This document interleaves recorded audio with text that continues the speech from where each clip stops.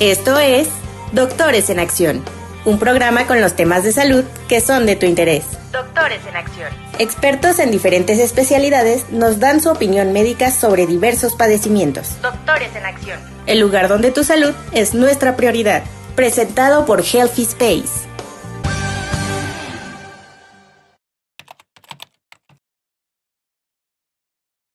¿Qué tal, amigos? Bienvenidos a un capítulo más de su podcast favorito, Healthy Space. Bienvenidos nuevamente a este programa que cada vez tiene más audiencia, cada vez nuestros videos llegan más lejos, pero sobre todo cada vez estamos más en la preferencia de nuestra audiencia. Les recordamos que es muy importante que sigan compartiéndonos en YouTube, sigan compartiéndonos y denle like en nuestras redes sociales, TikTok, Facebook, Instagram, Spotify también, que eso es sumamente importante, que crezcamos como comunidad. ¿Sale? El día de hoy tenemos un capítulo bastante interesante, bastante informativo sobre todo, y que ya tengo yo muchas ansias de querer empezar a que hablemos de ello. ¿Sale? Entonces, aquí comenzamos. Cáncer, dudas y mitos, con el doctor Cristian Ramón Vargas Arévalo, con especialidad en oncología médica, residente de 3 años en el Instituto Nacional de Cancerología. Healthy Space. Muy bien, el día de hoy nos acompaña el doctor Cristian Ramón Vargas Arévalo. Tiene la especialidad de oncología médica, residente de 3 años en el Instituto Nacional de Cancerología. Doctor Cristian, muchas gracias por estar aquí, por compartir con nosotros y sobre todo por permitir tener este tiempo dentro de tu agenda, que bien sabemos que es bastante saturada. Bienvenido. Muchísimas gracias, ¿no? Muchísimas gracias a ustedes por la invitación. Y pues con toda la disponibilidad para responder todas las preguntas, todo lo que les podamos ayudar, lo que les podamos ofrecer, tanto en beneficio para ustedes, pacientes, familiares. Aquí vamos a responderlo todo. Fíjate que fuiste alguien que se solicitó mucho por redes sociales, nos mandaron muchos DMs para que nos estuvieran solicitando un oncólogo, ¿no? Entonces, actualmente sabemos que, bueno, el cáncer, todo el mundo escuchamos cáncer y temblamos, ¿verdad? O sea, no pasa lo mismo con un Sagitario o con un Escorpio. No, broma. Pero si escuchamos cáncer y ¿qué decimos? No, ya. Se acabó. Pero bueno, cuéntanos, ¿por qué oncología? Fue algo muy raro, la verdad. Yo estaba en la Facultad de Medicina, tenía 18, 19 años, y en ese tiempo hicieron un nuevo proyecto en donde todos los estudiantes tenían que estar en algún grupo estudiantil, pues para tener más información, tener un mayor acceso a publicaciones y todo esto, ¿no? Entonces, yo tenía 18, 19 años y curiosamente busqué un grupo grupo estudiantil contra el cáncer. Me rechazaron porque según no tenía el porte para tratar pacientes con cáncer. Entonces, ahí sí dije, híjole. Órale. Bueno, entonces de ahí encontré un grupo que se llama Psicosp. Psicosp es un grupo en donde se ven las necesidades psicológicas y psiquiatras de los familiares y de los pacientes con cáncer. Entonces, Psicosp hacía campamentos, hacía arte terapia, hacíamos musicoterapia, convivíamos con ellos, platicábamos con ellos, y de ahí nació. Empiezas a ver cómo el paciente oncológico tiene muchas cosas en las cuales tú como médico les puedes ayudar. Con el simple hecho de darle una palmada o de decirle, vamos a hacer las cosas. Claro. Sí existe tratamiento, tenemos esto para ofrecerle. No es una sentencia. Creo que creo que como oncólogos lo primero que tenemos que hacer y que decirle, además de siempre hablarles con la verdad, es decirles, el que te hayan dicho que tienes cáncer no es una sentencia de que te vas a morir. Actualmente existen muchísimos tratamientos y existen diferentes opciones que antes no teníamos. Como bien dijiste, era la sentencia de decir ya no más. Se acabó. Pero en este momento pues hay muchas terapias. Entonces pues empecé a platicar con varios de mis compañeros. Luego llevé la clase de oncología que se lleva en 5º año. Me quedé como becario donde los principales trabajos eran como, por ejemplo, dar talleres, hacer pláticas con los alumnos, tratar de ayudarles con historias clínicas. Entonces ya fue un acercamiento mucho más, digámoslo así, mucho más duradero. Más profundo. Exacto. Okay. Luego tuve la oportunidad de quedarme como pasante. Mis actividades como pasante eran, además de organizar a los alumnos, continuamos con los talleres, entramos a la consulta y ese fue como el primer acercamiento con los tipos de quimioterapia, cuándo sí, cuándo no. Entonces ya fue un poquito más profundo. Luego, estuve un año trabajando en protocolos de investigación y todo, entonces creo que eso fue como que lo que más me formó. Ya llevaba 3, 4 años y dije, bueno, a lo mejor la dermatología no es lo mío, a lo mejor la ginecología tampoco es lo mío, sí, ya iba más encaminado a... Ya esto es a lo que Exacto. he tenido esta experiencia, este acercamiento, aquí me quedo. Sí, y justo hay varias formas, ¿no? Una de las cuales es hacer medicina interna y luego te puedes derivar o puedes terminar y luego continuar con oncología. Otra de las formas es hacer cirugía. Yo la verdad no soy bueno con las manos, entonces dije, no, cirugía tampoco es para mí.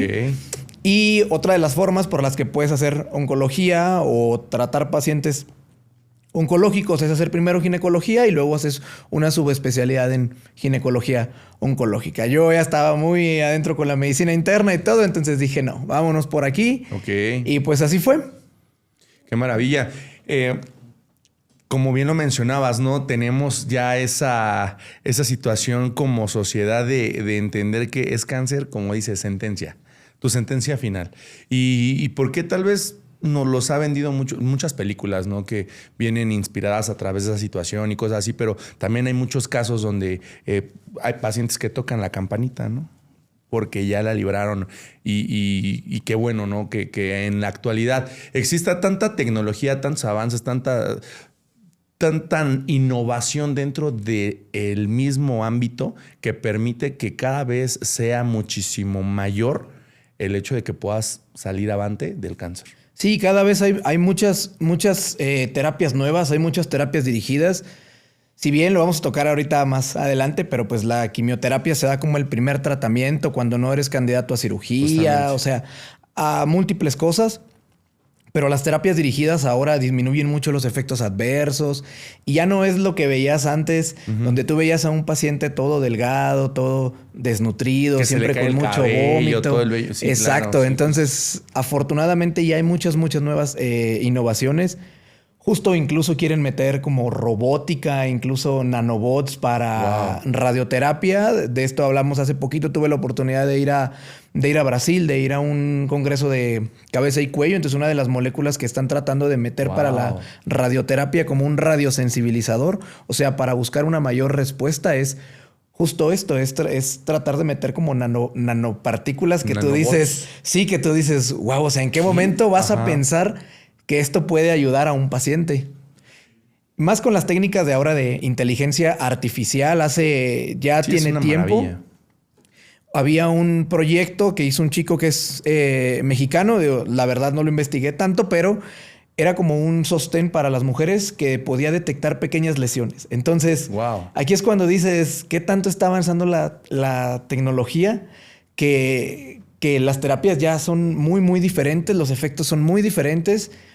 Y pues el tiempo de vida, sobre todo, y la calidad de vida, que es lo que buscamos más en estos pacientes, también les cambia muchísimo. Sí, justamente, calidad de vida. En algunos capítulos anteriores, si bien recuerdan que hablamos de cuidados paliativos con la doctora Tania, a la cual le mandamos un saludo enorme, justo hablamos de esa parte, ¿no? De los pacientitos con cáncer y cómo viene ese cuidado para mejorar y que tengan una calidad de vida diferente, ¿no? Entonces, qué complejo es el tema, porque como bien lo mencionábamos antes de iniciar con este podcast, el cáncer da en cualquier lugar. Exacto, o sea, no hay un sitio. De hecho, una de las bromas que más nos hacíamos entre compañeros era, en cuarto año llevamos una materia que se llama patología. Hay un libro base que la gran mayoría de las escuelas lo tienen. Justo. Y en este libro base decía, la única forma en la que tú puedes prevenir el cáncer es no nacer. Entonces, es como decir, ¿qué puedo hacer? O sea, ¿qué es lo que voy a hacer? La OMS tiene su propia definición. Muchas personas tienen su propia definición de lo que es el cáncer. Hay gente que dice que sabe tratar cáncer. Hay gente que dice, yo no sé tratar cáncer, pero te puedo ayudar porque tengo un primo. Y aquí es donde entran muchos, o sea, juegan muchos factores, tanto de yo tenía un primo al que le pasó, a mi primo le dieron esto, ¿por qué a ti sí? ¿Por qué a ti no? Entonces, es lo que más vemos, es lo que más nos toca ver en la consulta, resolver dudas, pero sí, justo una de las cosas más importantes o de lo que más se preocupan los pacientes es sobre su calidad de vida. ¿Qué voy a hacer? ¿Cómo lo voy a hacer? Doctor, si me da quimioterapia voy a seguir trabajando. Entonces es la primera noticia sí es una bomba porque Claro. se te viene el mundo encima y entonces tienes que ver pacientes que tienen hijos, pacientes que son jefes de familia, sean hombres, sean mujeres, pues tienen que ver por sus hijos. Y desgraciadamente no hay una edad en la que yo les pueda decir, ya la libraron. O sea, Claro. no hay una de edad. esta edad seguro la libras. Sí, o sea, claro. no hay una edad. Desgraciadamente también, a pesar de los avances, hemos visto pacientes oncológicos cada vez más jóvenes, pacientes con cáncer de colon, pacientes con cáncer de mama, incluso 37, 42 años. O sea, nos ha tocado ver pacientes que tienen 2 hijos, llegan a la consulta con los niños. O sea, también es complicado y lo que tratamos de explicarles es que pues afortunadamente tenemos adecuados tratamientos y vamos a mejorar su calidad de vida. Claro. Y es que tristemente, pues bien, como sociedad decimos, bueno, al menos hablando desde mi muy particular punto de vista, es un niño con cáncer. ¿En serio? Sí. ¿Por qué? Sí. O sea, qué triste, ¿no? Y ver cómo pues se van deteriorando, ¿no? Y que en algunos casos muchos le dan la vuelta a ese tema, como bien lo mencionas, salen adelante de esto y lo pueden vencer, pero otros tantos se quedan ahí tal vez por el alcance económico, tal vez, qué sé yo, o tal vez es muy agresivo, desconozco el tema, pero es muy lamentable ver a un niño sobre todo. Digo, en cualquier etapa, o sea, también un adulto, una persona mayor, un adulto joven, ¿no? Pero un niño... Sí, justo eso es un tema muy, muy importante porque nosotros somos oncólogos de adultos. Entonces, en los niños hay muchísimos cambios porque justo es un niño. Entonces, el cuerpo puede responder un poquito más. Entonces, las terapias las soportan un poquito más. Ok. Y justo este hecho también es bien importante. Cuando tú vas a dar una mala noticia, hablas con un adulto, alguien que ya te entiende, alguien que ya sabe lo que es el cáncer. ¿Cómo le explicas a un niño? Exacto, entonces... sí. ¿Cómo le vas a explicar a un niño? La verdad es que yo admiro mucho a la gente que puede hacer eso. Yo la verdad sí dije, no, los niños no son para mí. Entonces dije, no, los niños no son para mí. Entonces es un poquito más sencillo, es un poquito más... no fácil, pero es un poquito más encaminado. Menos complicado, ¿no? Exacto, dar una mala noticia en un paciente que pues ya tiene una madurez intelectual para poder entenderlo. Claro, y que aún así afecta, ¿no? O sea, exacto. Si como adulto afecta, digo, no quiero pensar como bien lo mencionas, tal vez un niño no sabe o no logra entenderlo al 100% hasta que se lo explicas bien, ¿no? Pero esa parte de hasta un adulto termina tan afectado es bastante difícil. Y no solo es al niño, porque también tienes que explicarle a toda la red que está ahí, que creo que al papá y a la mamá es lo más complicado, ¿no? Sí, decirles el mundo encima. Exacto, decirles una muy mala noticia, entonces sí es bastante complicado. Pero bueno, aquí tú nos vas a decir y nos vas a sacar de duda de muchos mitos y realidades verdaderamente de lo que tiene que ver con el cáncer. Pero entonces vámonos de lleno, doctor. ¿Qué es el cáncer? El cáncer, la OMS tiene una definición, cada persona tiene su definición. Yo creo que como oncólogo lo que tú tienes que transmitir es tanto que te entienda otro oncólogo como que te entienda tu paciente. Ok. Tú puedes saber todo, pero si no lo sabes transmitir, eso es algo muy, muy complicado porque tú le puedes explicar a tu paciente la mejor terapia y si él no logra entenderlo, no va a seguir el tratamiento y a pesar de que le estés ofreciendo lo mejor, no lo va a poder entender. Entonces, yo creo que la definición más sencilla, el cáncer es una proliferación, o sea, son células que siguen creciendo, que pueden evadir respuestas. Con estas respuestas me refiero a... La célula tiene un ciclo de vida completo, ¿no? Nacer, crecer, reproducir y morir.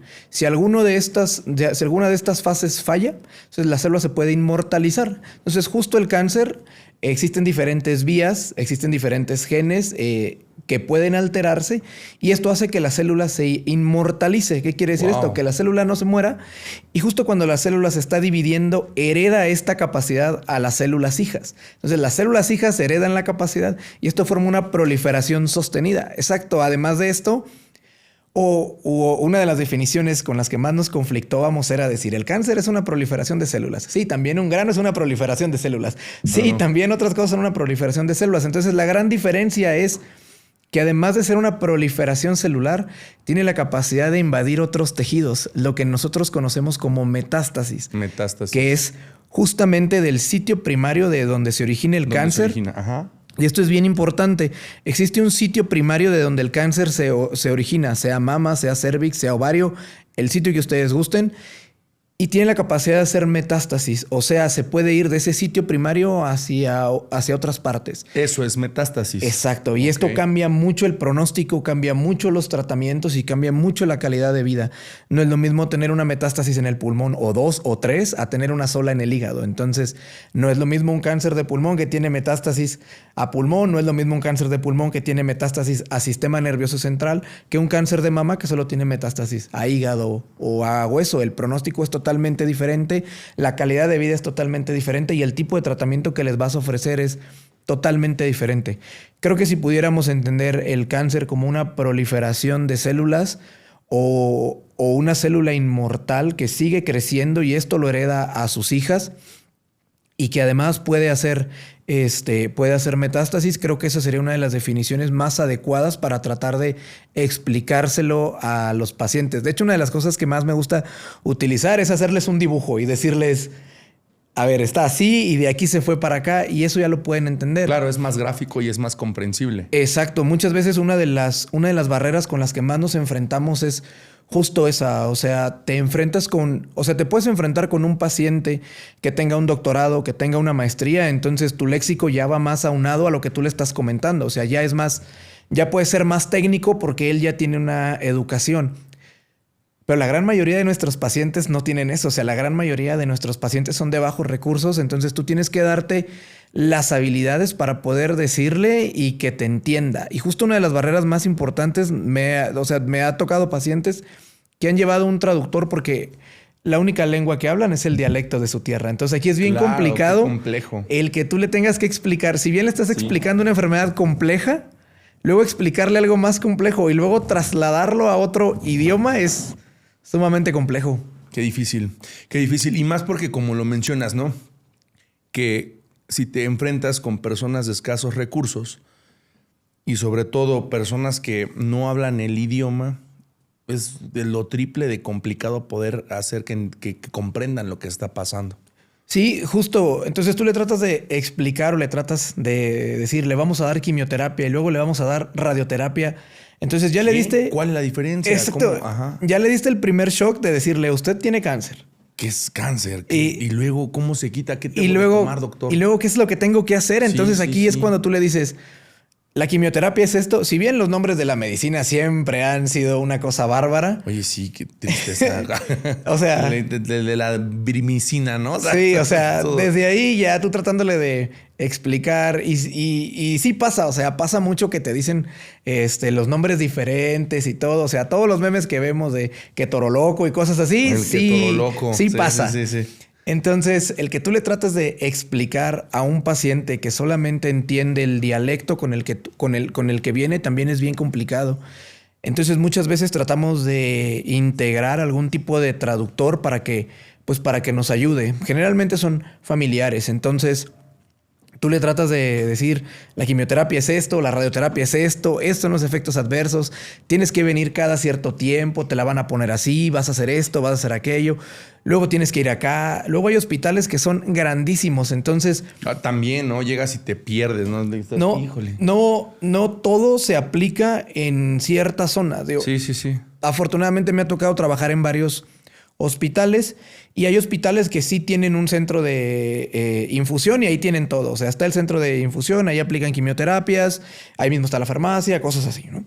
Pero hay otros hospitales en donde la farmacia está en el 7º piso, te aplican la quimio en el 1er piso, regresas luego a la consulta que es en otro edificio, entonces es bien complicado también para todos los pacientes. Qué difícil, doctor. Oye, ¿qué factores de riesgo debemos evitar para no adquirir cáncer?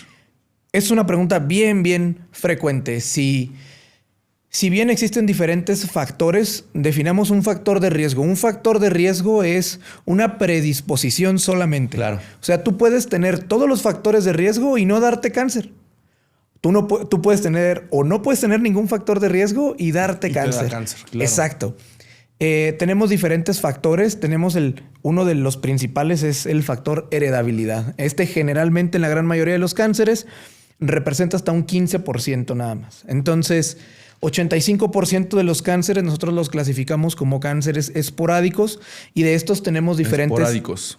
De estos tenemos diferentes factores. Factores de riesgo modificables y no modificables. De los no modificables, de los más importantes, por ejemplo, es el sexo. El sexo en cáncer de mama es uno de los principales factores. Claro. Solamente por ser mujer existe un riesgo de hasta un 12%. Durante 12%. Toda tu vida, solamente por ser mujer. Ya nada más por eso. Exacto. Es otro factor de riesgo no modificable, desgraciadamente, es la edad. O sea, mientras más grande vaya siendo, mayor es tu riesgo de contraer cáncer. Exacto. La heredabilidad, que también es un factor el cual es no modificable. Generalmente hablamos de factores genéticos cuando las personas con las que tú compartes el 50% de tu material genético, por ejemplo, tus papás, por ejemplo, tus hermanos o tus hijos tienen cáncer. Esos son tus familiares de primer grado. Entonces, el riesgo de tener cáncer aumenta cuando tú tienes un familiar de primer grado con cáncer. Y dentro de los factores de riesgo de los modificables, que es lo más complicado, es el tabaco, el primero, siempre. El tabaquismo para cáncer de pulmón, para cáncer bicouterino, para cáncer de esófago, para cánceres de cabeza y cuello. O sea, nos ha tocado ver pacientes que tú les preguntas en la consulta de primera vez, ¿todavía fuma? Y te dice, ayer lo dejé porque ayer me dieron el diagnóstico. Y tú, o sea... Sí, caray. Eso sí lo vemos frecuentemente. Recurrentemente, sí. Pero sí, el tabaco es uno de los factores de los más importantes que tenemos que abandonar. El alcohol. Justo también ha habido siempre mucho debate sobre qué tipo de alimentación debemos tener, qué sí debemos comer, qué no debemos comer. Y pues la verdad las recomendaciones siempre van a ser las mismas. Siempre tratar de llevar una dieta balanceada, tratar de hacer ejercicio, al menos 150 minutos a la semana, que es lo que se recomienda, divididos en 3 días, salir a hacer caminatas, salir a correr. Creo que son de los factores más importantes. Ya existen otros factores de riesgo que son bien documentados. Por ejemplo, el virus del papiloma humano para el cáncer de cérvix. Por ejemplo, el virus de la hepatitis para el carcinoma hepatocelular. Virus del Epstein-Barr, por ejemplo, para cáncer gástrico. Incluso para cáncer de nasofaringe, pues son factores de riesgo que ya están bien establecidos, que cada uno tiene como su protección directa, ¿no? Helicobacter pylori, por ejemplo, en cáncer gástrico, que es la bacteria de la gastritis y así.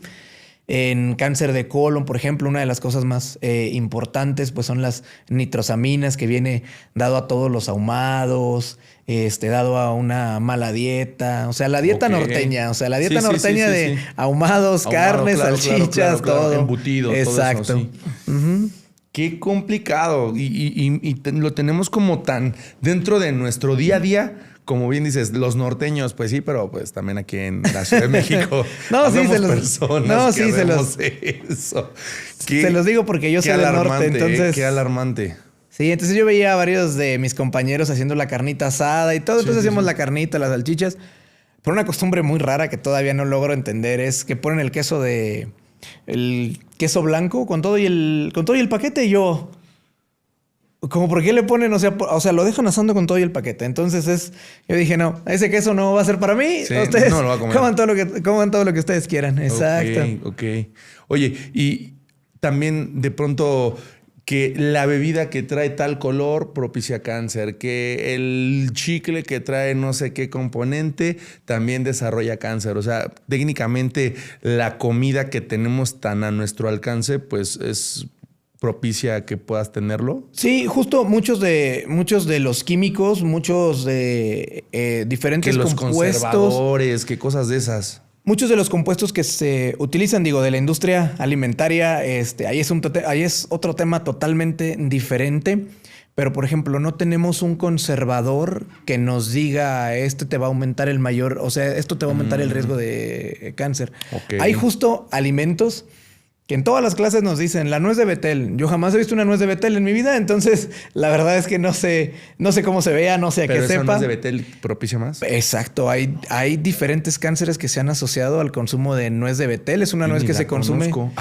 Yo tampoco es una nuez que se consume en la India. Es una nuez que se consume, por ejemplo, en China. No es la famosa nuez de la India. No, es totalmente diferente. Pero, por ejemplo, sí hay diferentes compuestos químicos. Que sí te pueden propiciar. Uno de ellos es el asbesto, que está relacionado con el mesotelioma. Diferentes compuestos que algunas pinturas traen, como por ejemplo el plomo, pues también está relacionado. Compuestos que tienen solventes, pinturas, aumentan tu riesgo, pero a final de cuentas, el que tú tengas todos los factores no va a definir si tú tienes cáncer o no. Porque si me voy a poner en ese plan, pues hasta salir a solearme me va a dar cáncer, ¿no? Exacto. Justo uno de los factores de riesgo más importantes para el melanoma es el sol. Entonces también ahí es cuando dices, no tengo que hacer absolutamente nada. Y digo, tampoco también no podemos estar viviendo con ese temor, ¿no? No, es que si yo hago esto voy a ser más propenso a o cosas así, ¿no? Es más como, esos son factores de riesgo. Entender que un factor de riesgo no implica ni te va a garantizar que te va a dar cáncer. Sin embargo, es un factor de riesgo y eso se pueden evitar. Exacto, justo los factores de riesgo modificables, como por ejemplo tabaquismo, alcohol, llevar una buena dieta, creo que eso como... Lo que se puede cambiar. Exacto, tanto como pacientes como médicos, pues es lo primero que vamos a tratar de hacer con nuestros pacientes. Ya habrá otros factores que sí no podemos cambiar, que dices, bueno... El factor hereditario, exacto, ¿no? O sea, que ahí es cuando dices, bueno, ya, o sea... ¿Y si me quito el apellido? Exacto. En una de esas ya se me quita también ese factor, ¿no? Entonces, pues lo que tratamos de hacer es campañas de prevención enfocadas a los factores modificables, pues para tratar de disminuir el riesgo que una persona pudiera tener. Ok, entonces estoy entendiendo que dentro de mis factores no modificables, el factor genético entre si alguno de mis papás o mis hermanos tiene cáncer, es muy probable que yo también pueda desarrollarlo. Justo hasta un 10 a un 15% de los pacientes tienen este factor de heredabilidad. Ok. Aquí es importante porque las guías lo que nos indican es que, por ejemplo, si usted tuvo un familiar de primer grado, hermanos, hijos, papá, mamá, que tuvo cáncer, la detección se hace 10 años antes, justo para tratar de prevenir que a ti te vaya a dar un cáncer. Entonces, en la gran mayoría, lo que nosotros hacemos es llevar a una orientación genética a los familiares de un paciente con cáncer, buscando diferentes mutaciones que se puedan heredar y en base a eso hacer como un algoritmo y poder decir quién es más propenso o quién tiene una mayor probabilidad de presentar cáncer en todo lo largo de la vida. Va a haber pacientes que tienen mutaciones que no presentan cáncer. Claro. Va a haber pacientes que tienen mutaciones y presentan cáncer rápido. E incluso hay pacientes que tienen mutaciones y no lo presentan. Claro. Y también estoy entendiendo que aunque no tengas algún familiar directo con cáncer, te puede dar cáncer. Sí, dices, justo. Pero si ni mis papás, ni mis hermanos, ni nadie tiene cáncer, ¿yo por qué sí tengo mala suerte? No debo dirles equipo, cosas así, ¿no? Entonces ya adquirí la maldición. Entender que esa parte nada tiene que ver. O sea, todos somos propensos sí o sí hasta cierto grado. Sí, justo volvemos a lo que nos decía este libro. La única forma de no adquirir cáncer es no nacer. Entonces, no quieren tener riesgo de cáncer, no nazcan. Entonces, sí, justo una de las preguntas más importantes o más frecuentes es: ¿por qué me dio el cáncer a mí? ¿No? Lo veo como un castigo. Justo. Lo veo como algo que hice mal. ¿Qué estaré pagando? Pagando? Sí, y ¿no? La parte de la culpa, ¿no? De decir, no, seguro fue porque no compartí esa cadenita hace 15 años. Hace 15 años. Ajá. Era verdad, caray, ¿no?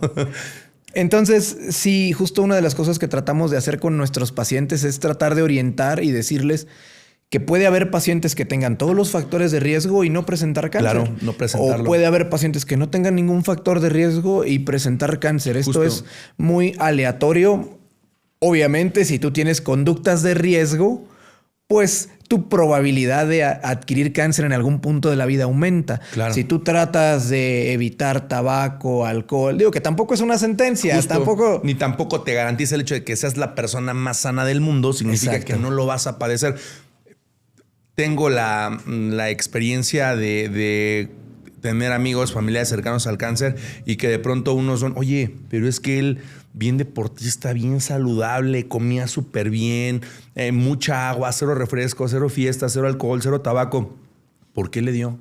Sí, y la gente le va asociando cosas como, es que seguramente él está pagando el castigo familiar. Fue el elegido. Sí. Pero nada tiene que ver. No. O sea, justo puede ser muy esporádico, puede ser muy aleatorio, que es como la palabra más adecuada. Sí, adecuada. Sí me ha tocado ver, desgraciadamente, por ejemplo, cuando estaba en Monterrey, uno de los casos muy marcados, tenía un paciente que era boxeador. Digo, yo también hago box así como un deporte, entonces pues nos empezamos como de manera recreativa. A llevar bien. Ok. Ajá. Compartíamos así como tips tips y cosas así. Entonces un día me acuerdo que me toca verlo en la consulta. Yo no sabía qué diagnóstico tenía. Digo, entonces haciendo como una promoción al box. El box es muy demandante, ¿no? No puedes ni fumar ni hacer otro tipo de cosas. Y uno de los factores de riesgo principales para el cáncer de pulmón es el tabaquismo. Claro. Entonces cuando él me dice, tengo cáncer de pulmón, yo en ese momento dije, ¿pero por qué tú tienes cáncer de pulmón si tú no fumas? Lo vi 2 semanas después y me dijo, el cáncer de pulmón se me fue al sistema nervioso central. No. Y yo le dije, ¿pero cómo tú tienes cáncer de pulmón en el sistema nervioso central? Si tú nunca has fumado, si tú boxeas, si haces todo esto. Pero olvidamos la parte de que somos fumadores pasivos. Y este también es algo bien importante, porque no solamente el hábito que tú tienes de fumar te va a afectar a ti, también te va a afectar a los familiares que están... Ya sé. Que están cerca de ti. Otro de los factores importantes también es el uso de la leña. Antes, pues las abuelitas, incluso en varias regiones de México, todavía se cocina con humo de leña. Incluso lo que nosotros consideramos como un factor de riesgo son más de 100 horas. Entonces, una persona que cocina 3 veces al día con leña ya fueron mínimo 3 horas. Entonces, en un mes ya cumpliste con tu plazo. Ya, claro. Entonces, sí, también eso... No, y además tienen hasta porque tengo familiares así todavía. Mi abuelita, que es una de ellas, tiene su cocinita de humo. Le decimos la cocinita de humo, ¿no? Y ahí está haciendo las tortillas y qué complicado. Sí. Qué complicado. Sí, justo es una de las cosas con las que más batallamos en la consulta, el tratar de explicarle a un paciente de cualquier edad, de cualquier estatus social, de cualquier educación, el por qué le dio cáncer. En el pulmón, ¿no? Por ejemplo. Pero ya tan solo por ser un habitante de la Ciudad de México estás más predispuesto. O sea, ¿por qué? Porque los niveles de contaminación tan altos que tenemos, eso también es un factor de riesgo. Claro. Ambientes que están muy contaminados también es un factor importante.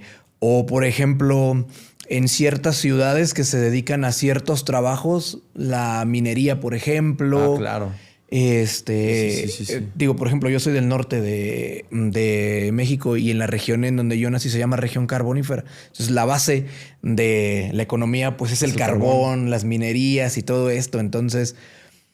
Cuando tú llegas a otra parte es bien difícil porque te cuesta incluso jalar aire por el daño que ya existe. Que ya has estado recibiendo. Exacto. Sí. Y que pasaba, ¿no? Ahora que, hace 4 años ya de lo del COVID, que es que está saturando mal y todo el mundo se espantaba, ¿no? Sí.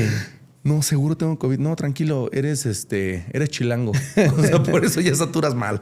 Ya relájate, no tienes nada, pero ya tu saturación ya no es la misma porque tienes tan dañados los pulmones como si fueras una persona que haya fumado, no sé, 15 días. Exacto, justo, por ejemplo, pacientes que cocinan con leña, fumadores pasivos, que es lo que nosotros llamamos a aquella persona que convive con un fumador, pero ella no fuma, es un fumador pasivo. No, y es súper complicado porque tú puedes estar fumando a 10 metros de distancia, pero pasan 2 minutos y ya te llegó el olor. El olor, exacto. O sea, ya con eso, ya eres pasivo. O sea, todos los componentes, el principal, pues la nicotina, ¿no? Justo. También te pueden provocar a ti diferentes daños. El asbesto, por ejemplo, con el mesotelioma. Entonces, también hay diferentes químicos, diferentes compuestos. Y digo, no es juicio para nuestros amigos fumadores que nos están viendo. No los estamos juzgando, pero sí tendríamos que entender que el cigarro, pues más allá de ser algo benéfico para que te calmes, te relajes, te está afectando. ojalá que muchos de ellos puedan tomar conciencia. Que sí, de el hecho, cigarro no existen deja nada muchas, bueno. existen muchas clínicas de tabaquismo en donde les pueden dar diferentes opciones o en donde les pueden dar como diferentes tipos de terapia para tratar de dejar este hábito. Buenísimo, qué bueno. Ojalá que nuestros amigos se puedan acercar a ellas, todos los que nos están viendo, pues, si tienen ese problema de poder dejar el tabaco, que se acerquen ahí. Exacto. ¿No? Oye, doctor, ¿cuáles son los factores psicológicos, como el estado de ánimo, que puedan predisponer al cáncer? ¿Es verdad que si me dicen, es que tengo cáncer y me pongo triste, se me va a desarrollar más? Justo también eso es una de las preguntas que más debatimos, ¿no? Porque todo depende mucho de cómo te den la noticia y de cómo trates tú la noticia. Por ejemplo, cuando tú le dices a un paciente, tenemos los dos escenarios, ¿no? Tú le dices a un paciente que tiene un cáncer en una etapa clínica 4, que ya tiene metástasis, y hay pacientes que dicen, doctor, le voy a echar todas las ganas. Y hay pacientes que dicen, ya no quiero nada. Entonces, cuando un paciente dice ya no quiero nada, aunque tú te pares de cabeza, le digas, oye, es que el tuyo es muy fácil de que lo podamos erradicar, echémosle ganas, ¿no? Mientras tú le digas, existe tratamiento, puedo hacer esto por ti, puede haber estas diferentes opciones. Si él ya no quiere, no va a haber un poder humano con el que tú le puedas decir y tampoco lo puedes obligar a recibir un tratamiento que él no va a querer. Claro, y aplica para todo. Sí, creo que el estado de ánimo como tal no va a influir o no va a ser un factor de riesgo para hacerte susceptible a algún tipo de cáncer. Pero claro que influye en cómo llevas tu tratamiento, en cómo acudes a tus consultas. Tal vez no influye en la tasa de respuesta que tenga un tratamiento. De eso lo podemos debatir, pero creo que sí influye mucho en cómo llevas tú tu tratamiento, ¿no? O sea, dices, bueno, no es lo mismo decir ok, me estoy tratando, me toca ir el martes a recibir quimioterapia, decir, el martes tengo que ir otra vez a la quimioterapia. No, pues, claro. Entonces, pero también entendemos que para ellos el recibirlo pues es complejo, vaya, es hasta muy fuerte por las secuelas que te deja, ¿no? Sí, justo muchos de los tabúes que estamos tratando como de quitar es justo eso. O sea, dentro de películas, televisión, vemos un paciente delgado, vemos un paciente desnutrido, vemos un paciente sin pelo que se la pasa vomitando, que solamente está en una cama. Y afortunadamente las quimioterapias se pueden dar de una manera ambulatoria. O sea, no es que el paciente se tenga que quedar internado. A vivir ahí hasta que se le quite. Existen diferentes casos en los que por la seguridad del paciente sí lo hacemos. Ok. Pero la gran mayoría, hasta un 80-90% de nuestros pacientes llegan un miércoles a recibir su quimioterapia en la mañana y el miércoles en la tarde ya están en su casa tranquilamente. Ok. Ya están en su casa tranquilamente. No es como todo el mundo dice de te van a pasar quimioterapia y se te va a quemar la vena y vas a sentir un rayo por la vena. Sí, no. O sea, es que justo eso también es lo que afecta, ¿no? Porque si esa fue la experiencia de ese paciente, porque cada paciente tiene sus efectos secundarios, eso también estoy entendiendo, ¿no? Como lo mencionabas al inicio. Y las diferentes quimioterapias o las diferentes terapias tienen efectos secundarios, algunas más puntuales que otras, algunas más frecuentes que otras. Pero sí, definitivamente creo que la náusea y el vómito son de los efectos adversos de cajón que a los pacientes pudieran presentar. Y es una de las cosas de las que más, de las que desgraciadamente más se queja, ¿no? Okay. Pero no es lo que vemos así en las películas así súper... bien fatalista. Exacto, no. O sea, recibir una quimioterapia es... Vas en la mañana o en la noche, recibes tu quimioterapia y te puedes ir a tu casa. Exacto. Buenísimo. ¿Puedes comer antes de la quimioterapia? Sí, puedes comer antes de la quimioterapia. Existen diferentes mitos, por ejemplo, que nos ha tocado resolver. Doctor, ¿y me puedo acercar a mi perro? Sí, claro. ¿Te puedes acercar a tu perro? Creo que lo vas a necesitar bastante como apoyo, ¿no? Doctor, ¿me puedo acercar a mi nieto que acaba de nacer? Sí, claro que sí. Ni la radioterapia ni la quimioterapia te van a dejar radioactivo. O sea, ni el cáncer se contagia porque lo toques. No es como que apagues el foco y vas a brillar cuando te dieron quimioterapia. O sea, eso no pasa. Cuando te dan quimio, cuando te dan... Simpson también. O sea, cuando te dan quimio, cuando te dan radio, cuando te dan terapias blanco, no vas a brillar en la noche ni nada de eso. Te puedes acercar a tu perro, te puedes acercar a tus hijos, te puedes acercar al fuego. Muchas de las cosas que nos preguntan es, doctor, ¿y me puedo acercar al fuego? Y nosotros, sí, sin problema. Tengo miedo de explotar, ¿no? Sí. Ay, entonces, pobrecitos. muchas de las veces hemos tenido pacientes cuyo trabajo se basa en lo que ellos cocinan.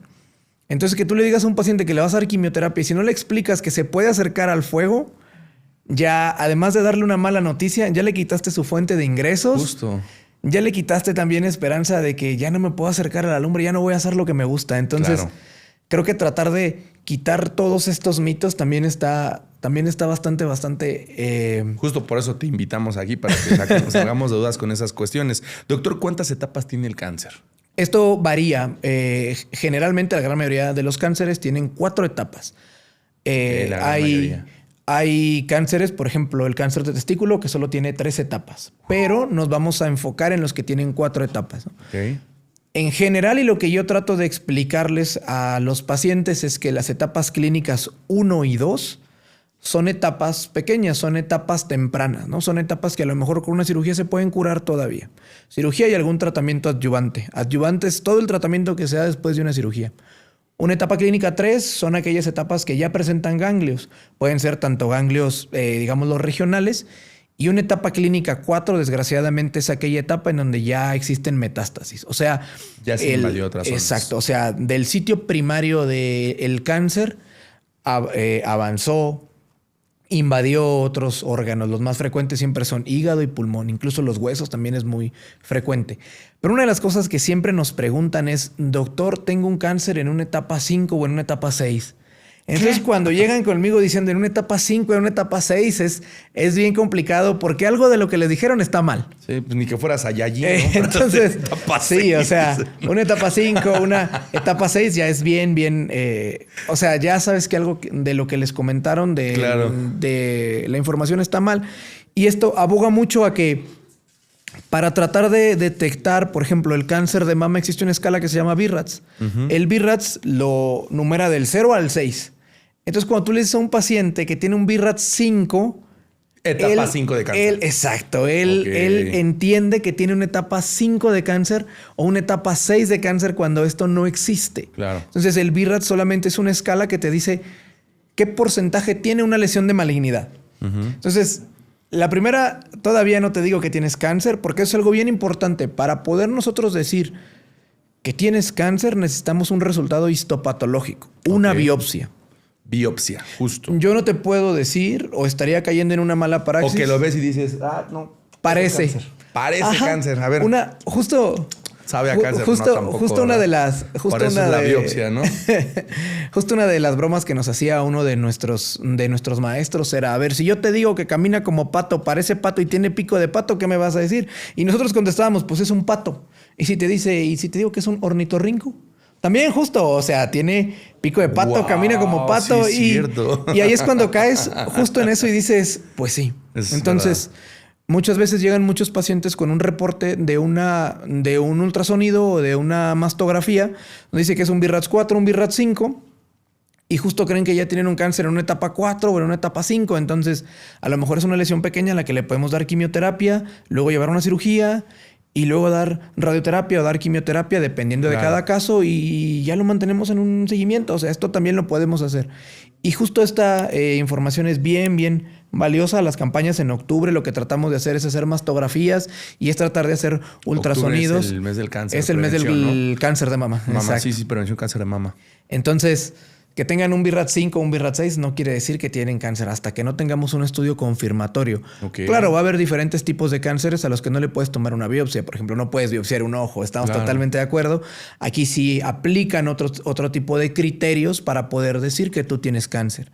Pero en general y en la gran mayoría de los cánceres necesitamos tener un reporte histopatológico. Además, esto nos ayuda mucho porque tenemos diferentes marcadores que se llaman inmunohistoquímica para poder determinar qué tipo de tratamiento le vamos a dar. Ok. Oye, doctor, ¿y cuál es la diferencia entre benigno y maligno? Hay lesiones que son malignas. Una lesión maligna es una lesión de la cual tú ya tienes un diagnóstico certero de que es cáncer. Una lesión benigna, volvamos al ejemplo de la mama, por ejemplo. Un cáncer de mama, un carcinoma ductal infiltrante de la mama, ya sabes que es una lesión maligna. Pero puedes tener, por ejemplo, fibroadenomas. O un fibroadenoma es una lesión muy común en pacientes jóvenes y esta no es una lesión maligna. Entonces, siempre tenemos que hacer la diferencia con nuestros pacientes entre una lesión benigna y una lesión maligna. Una lesión benigna es un crecimiento, sí, pero que no está invadiendo y no tiene transformación maligna a cáncer. Mientras una lesión maligna es una lesión totalmente 100%. confirmada. Exacto. Oye, Doc, ¿y entonces también la diferencia entre una quimioterapia y una inmunoterapia o es lo mismo? No. Existen muchísimas diferencias, ¿no? La quimioterapia es un tratamiento sistémico. Con sistémico me refiero a que es un tratamiento que le va a pegar a todo el cuerpo.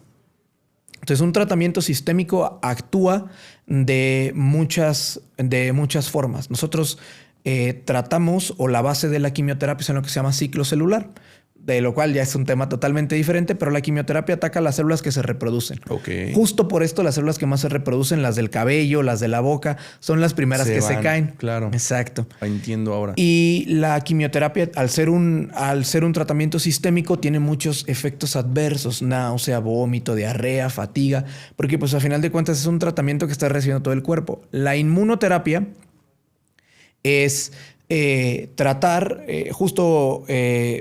con la inmunoterapia lo que tratamos de hacer es que el cuerpo responda y ataque él mismo a las células del cáncer. Okay. Cuando nosotros damos inmunoterapia, una de las más comunes se llaman inhibidores de puntos de control, PDL1, PD1, lo que todo el mundo dice: oye, ¿y te van a dar inmunoterapia?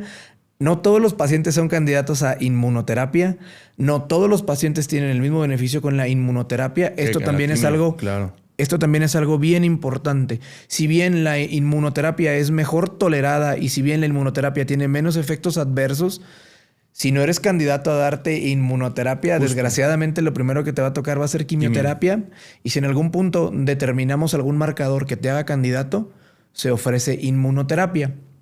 Creo que las grandes diferencias para todos los que nos están viendo es: la quimioterapia es un tratamiento sistémico, la inmunoterapia es un tratamiento sí sistémico, pero es un tratamiento más dirigido a ciertas mutaciones o a ciertos genes incluso que nosotros podemos detectar. Okay, y es un poco más dirigido. Al ser un poco más dirigido, los efectos adversos son más tolerables. Tampoco hay una quimioterapia que sea más fuerte que otra. Siempre es una de las preguntas de: doctor, ¿esta quimioterapia es más fuerte? No existe una quimioterapia más fuerte que otra, solamente los efectos adversos son más o menos tolerables. Okay. O incluso hay efectos adversos diferentes. Y esto también siempre lo tratamos de comentar con nuestros pacientes. O sea, ¿esta quimioterapia es más fuerte? No, tienes efectos adversos diferentes. Siempre que hablamos con un paciente, explicamos cuáles son los efectos adversos, lo que pudiera pasar. Y algo bien importante es que les decimos: no quiere decir que todo te vaya a pasar a ti. Claro. Si a mí me dijeran: te va a dar náusea, vómito, diarrea, se te va a caer el cabello, te va a dar diarrea, no te vas a poder parar 3 días, yo diría: no me des nada. Ya, prefiero irme. No me des nada. Y no es así. O sea, nosotros les explicamos y en base a eso les decimos: esto es lo que puede pasar, pero con esto lo vamos a prevenir. Claro. Utilizamos diferentes medicamentos, premedicación, para tratar de que los efectos adversos sean menos. Mucho menores. Okay. Y sea más tolerable para el paciente. Pues doctor, qué maravilla, de verdad. Todo esto es sumamente amplio, es tremendamente grande y nos encantaría que pudieras acompañarnos en algún otro capítulo para hablar de algunos temas más en específico dirigidos a ciertos cánceres más comunes, para que nuestra audiencia tenga como esa tranquilidad, porque falta muchísimo más, pero el tiempo se nos agota, tristemente. Doctor, ¿algo que quieras agregar para nuestra audiencia? ¿Un saludo? ¿Algo que quieras comentarnos? ¿Un tip? Pues yo creo que como una recomendación final, cuando ustedes tengan dudas, nos ha tocado ver muchos pacientes que están muy maltratados. Cuando ustedes tengan dudas, siempre acérquense con algún médico capacitado. Siempre acérquense también con alguien a que ustedes le tengan confianza. Con un especialista, ¿no? Exacto, para poder tratar cualquier tipo de padecimiento, no solo los padecimientos oncológicos. Y creo que este tipo de escenarios, creo que este tipo de programas, pues nos ayuda bastante para conocer enfermedades que, si bien son complejas para nosotros como médicos, para los pacientes, para la audiencia es un poco más complejo. Entonces, si alguien tiene dudas, acérquese con el profesional de la salud al que más confianza le tenga. Muy bien, porque las IAs no son doctores. Exacto. Y luego ahí andas buscando en San Buscador, ahí andas viendo, no, sí lo tengo. Pero bueno, doctor, muchísimas gracias por tu tiempo, por tu apoyo. Te invitamos a un capítulo más para que lo podamos profundizar de una mejor manera. Amigos, muchísimas gracias por seguirnos en este episodio. Recuerda darle like, activa la campanita, las notificaciones. Sobre todo, recuerda que tienes que compartirlo. Compártelo con toda la gente que está cerca de ti. No solamente digas, ya lo vi un ratito. No, esto es algo muy profundo, esto es algo muy importante y como lo menciona el doctor, acércate con un profesional. Muchísimas gracias por estar con nosotros. Nos vemos en nuestro siguiente capítulo. Reitero, estamos haciendo lo que ustedes nos piden. Estamos trayendo a los especialistas que ustedes están sugiriendo y eso es para ustedes. Muchísimas gracias. Se despide de ustedes su amigo Jorge Delgado. Nos vemos la próxima. Adiós. Esto fue Doctores en Acción. Te esperamos en el siguiente capítulo con más temas de salud que son de tu interés. Doctores en Acción. El lugar donde tu salud es nuestra prioridad. Presentado por Healthy Space.